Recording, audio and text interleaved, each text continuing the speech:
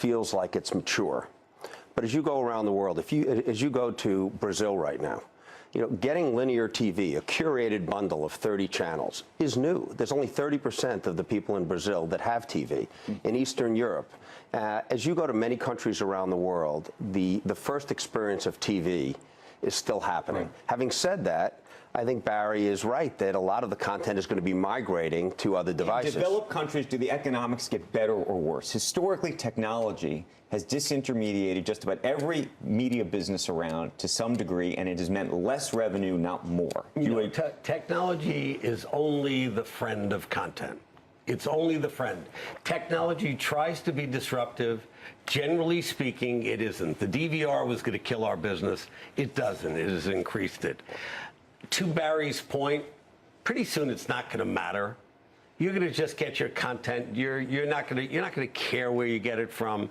The idea, you're right, over-the-top cable broadcast, it's not really going to matter. In developed countries, yes, once again, there's more competition. American programming is traveling better than ever.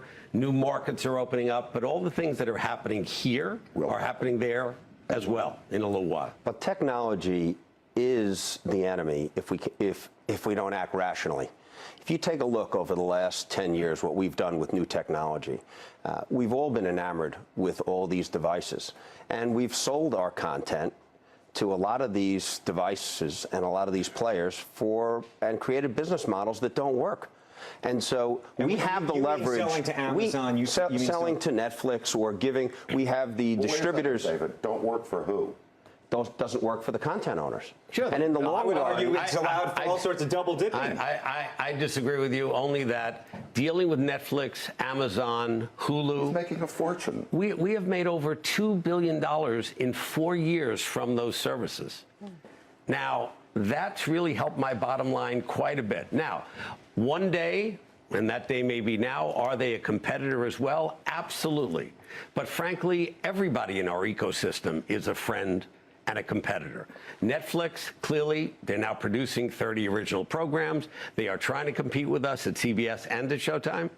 But by the same token, they give us a lot of money for our content, and God bless them, every quarter we thank Netflix. But we need to focus on how is our content shown. If you go to Netflix, there's no brands, there's no commercials. That may be a good thing, but the question is that a sustainable business model for content? We gave our content to Apple. Instead of getting paid for every device sold the way we get paid for every home, every cable home, we did an a la carte model where they got 30% and we only got paid if people watch the content.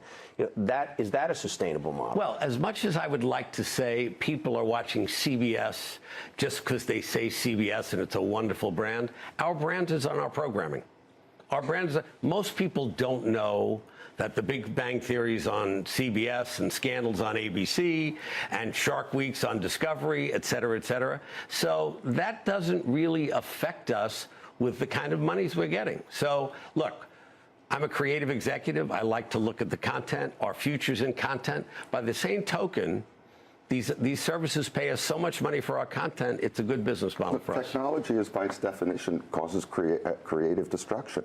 Out of creative destruction, lots of things get destroyed, things come up because of it. And we're in that period. We're just kind of entering the period, I think, of real creative destruction, when in fact, most people are getting their programming via a rich data pipe, rather than the way they kick back sitting down with maybe a remote control. All of that is going to cause a lot of destruction. That's a good, healthy thing if you figure out kind of what to do.